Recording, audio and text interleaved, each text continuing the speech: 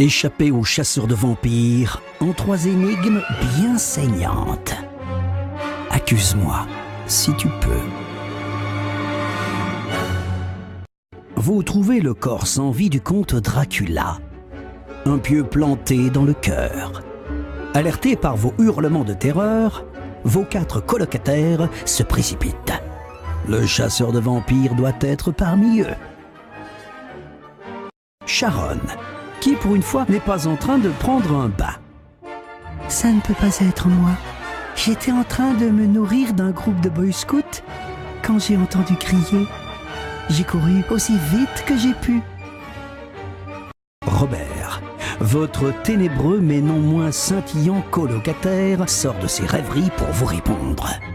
Salut, beauté. Ce n'est pas moi qui ai tué le comte.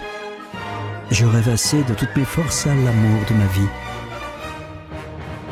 Nosferatu, une sorte de fusion entre Nosferatu et un surfeur niçois. Safart, le comte et moi on était potes, mon pote.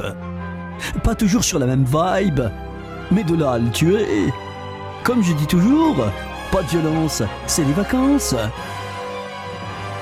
James, un punk anglais tout droit sorti des années 70. J'étais en train de me raser quand j'ai entendu des cris. Je n'ai rien vu, mais en me retournant vers le miroir, j'ai vu passer une ombre derrière moi. Une grande ombre. Le tueur n'est-il pas? Qui a tué Dracula?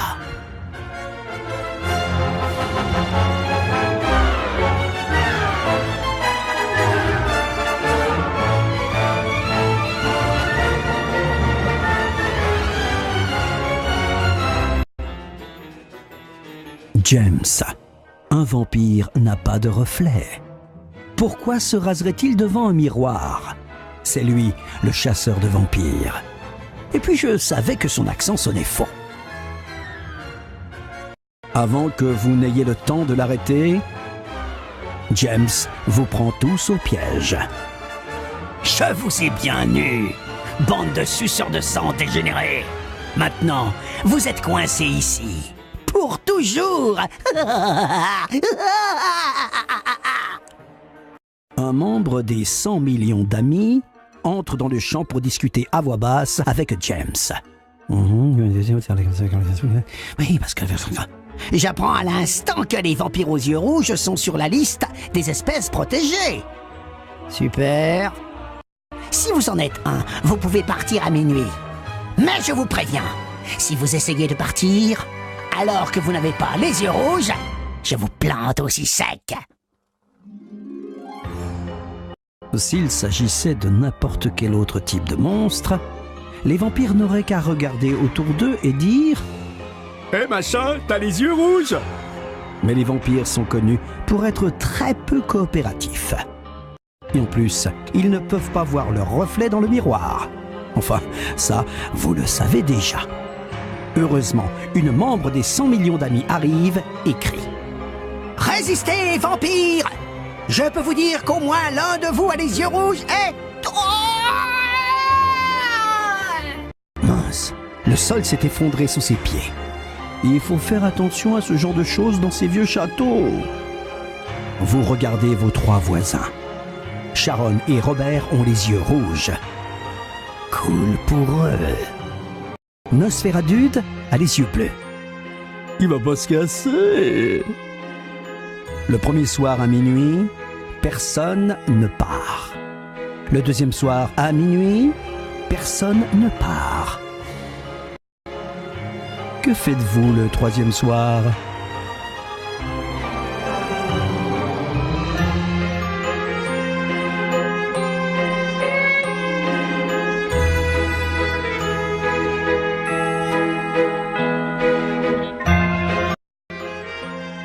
Vous partez, vous avez les yeux rouges. Vous savez qu'il y a au moins 2 vampires aux yeux rouges.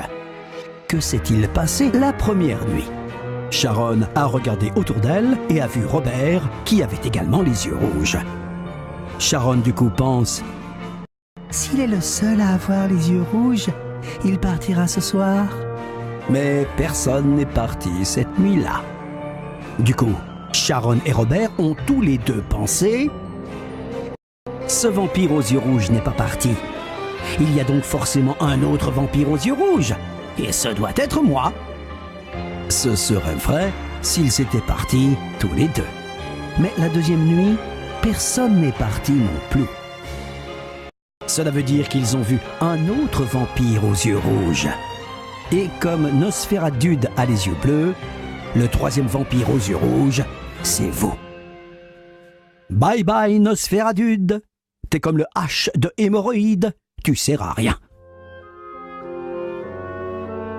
Tout ça n'est pas pour plaire à James, qui doit libérer trop de vampires à son goût. D'accord, il vous a promis que vous pourriez partir. Il n'a pas précisé comment. Le lendemain, il vous entraîne devant 3 portes qui mènent vers la sortie. Derrière la première porte, des lasers balayent la pièce. Touchez-en un seul, et la pièce est aussitôt aspergée d'eau bénite du sol au plafond. Derrière la deuxième porte, des capteurs de chaleur sont installés partout. Si la température augmente même d'1 petit degré, les volets s'ouvrent et laissent entrer les rayons mortels du soleil. Derrière la troisième porte, des capteurs de mouvement se déclenchent au moindre déplacement. Le faux plancher s'ouvre sur des pieux graissés à l'ail frais. C'est la petite préférée de James. Quelle pièce devrez-vous choisir ?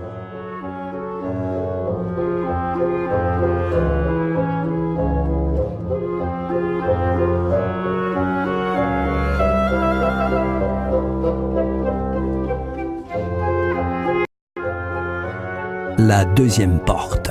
Si vous êtes un vampire, vous êtes une créature à sang froid. Aucun capteur de chaleur ne se déclenchera. Et si vous ne voulez vraiment courir aucun risque, vous n'avez qu'à attendre qu'il fasse nuit. Super, vous avez survécu. Vous abandonnez James, qui avait une vraie fausse dent de requin en résine, contre vous. Allez, vous avez bien mérité de faire la fête. Faites juste en sorte de rentrer avant le lever du jour.